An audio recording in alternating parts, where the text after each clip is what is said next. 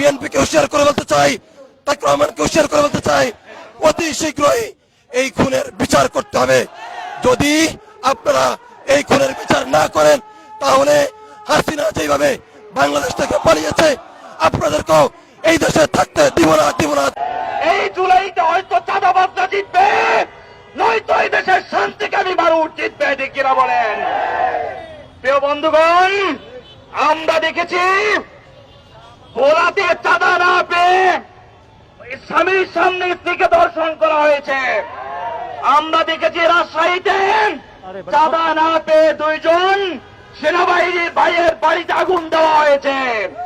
আমরা গতকালকে দেখেছি মিরপুরে আইয়ামের জাহিলিয়াতের ঘটনাকেও হার মানিয়েছে। নির্মম ভাবে পাথর দিয়ে একজন মানুষকে এভাবে হত্যা করা যায়, বাংলাদেশে এই ঘটনা আমরা কল্পনাও করতে পারি নাই, ঠিক কিনা বলেন? প্রিয় বন্ধুগণ, এরপরে আমরা দেখেছি এই ঘটনায় বিএনপির যুব দলের কয়েকজন কর্মীকে অপসারণ করেছে, তাদেরকে বহিষ্কার করেছে। অতএব বুঝা গেছে এই দোষের সঙ্গে কারা জড়িত আছে। আমরা বলতে চাই হাসিনা যেই পথে গেছে চালাবাসটাও সেই পথে পালাতে হবে। মূলত বিএনপি যারা নব্য বিএনপি বা নব্য চাঁদাবাজ যারা, এরা বর্তমানে একটা চাঁদার জন্য সমস্ত ব্যবসায়ীদেরকে জিম্মি করে রেখেছে। যেটা আমরা দেখেছি বিগত ফ্যাসিস্টের সময়, ফ্যাসিস্ট যেটা করেছেন, বর্তমানে ফ্যাসিস্ট পরিবর্তন হয়েছে, জায়গা পরিবর্তন হয়নি, ব্যক্তি পরিবর্তন হয়েছে। এখন যারা আছে বিএনপি তারাই চাঁদাবাজি করতেছে। এই দায়ভার বিএনপিকে নিতে হবে এবং এটার জন্য বিএনপি যদি কোনো ব্যবস্থা না নেয় তাহলে তারা খুব পস্তাতে হবে। আমরা স্বৈরাচারকে হঠাৎ সক্ষম হয়েছি, এখন আবার আমাদের ঐক্যবদ্ধতা আনতে হবে। আর দ্বিতীয় কারণ হলো আপনি যেটা বলেছেন যে মানুষ কেন বাঁচাতে আসছে না বা কারো বিপদে পাশে দাঁড়াচ্ছে না, এটার একটা কারণ হলো জনপ্রশাসনের প্রতি আমাদের অনাস্থা তৈরি হয়েছে। জনপ্রশাসন কোনো কাজে মুভ করছে না, তারা ফ্রন্ট করছে না, যার ফলে মানুষ মনে করছে আমি যদি যাই আবার আমাকে যদি মব বলে মেরে ফেলে, এই ভয়ও আছে, যার ফলে মানুষ কিন্তু এই ভয়টা পাচ্ছে। আমরা রিকোয়েস্ট করবো, ইন্টারিমকে রিকোয়েস্ট করবো এবং জনপ্রশাসনকে বলবো আপনারা স্টেবল হন। আপনারা কেন ভয় পাচ্ছেন? গোটা বাঙালি আপনাদের সাথে, গোটা বাংলাদেশ আপনাদের সাথে।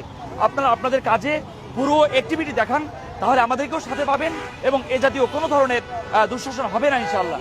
এবং আরেকটা কথা আমি বলতে চাই, ব্যারিস্টার রুমিন ফারানা, যিনি বিএনপির একজন গুরুত্বপূর্ণ নেতা, তিনি বলেছেন যে বাংলাদেশে বিভিন্ন সময় এই অন্যায়কারীদেরকে ধরে পেটানো হয়, মারা হয়, এইটাকে তিনি মব বলেছেন।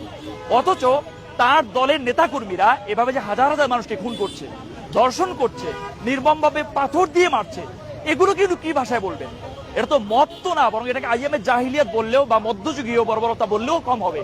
সুতরাং বিএনপির এখানে বিরাট দায় আছে। আপনারা যত বড় দল তত বড় চাঁদাবাজ হিসাবে এখন দেশের মানুষ আপনাদেরকে চিনে।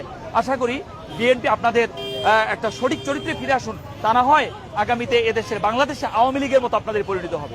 সারা দেশে 5ই আগস্টের পরে যেই পরিমাণ হত্যা, রাজধানী এবং পেশি শক্তির আবির্ভাব হয়েছে, যে তাদেরকে তাদের এই অবস্থাকে বৃদ্ধাঙ্গুল দেখার জন্য, তাদেরকে প্রতিহত করার জন্য মানুষ আতঙ্কিত হয়ে আছে। আমরা এই প্রশাসন এগিয়ে আসছে না। যদি প্রশাসন ব্যবস্থা নিত তাহলে এই অবস্থা পরিচিত হতো না। আমরা প্রশাসনকে বলবো আপনারা এর বিরুদ্ধে কঠোর অবস্থানে যান এবং আইনানুগ ব্যবস্থা নেন।